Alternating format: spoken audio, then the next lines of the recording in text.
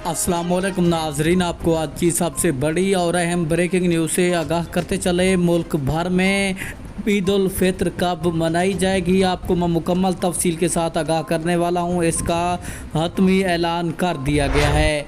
इस साल पाकिस्तान भर में कितना रोज़े होंगे इसका ऐलान भी हो गया है, तो मैं आपको मुकम्मल तफसील से आगाह करता हूँ। लेकिन उससे पहले वीडियो को लाइक और चैनल को सब्सक्राइब लाजमी करना है ताकि आपको तमाम तर वीडियोज़ का नोटिफिकेशन सबसे पहले मिलता रहे।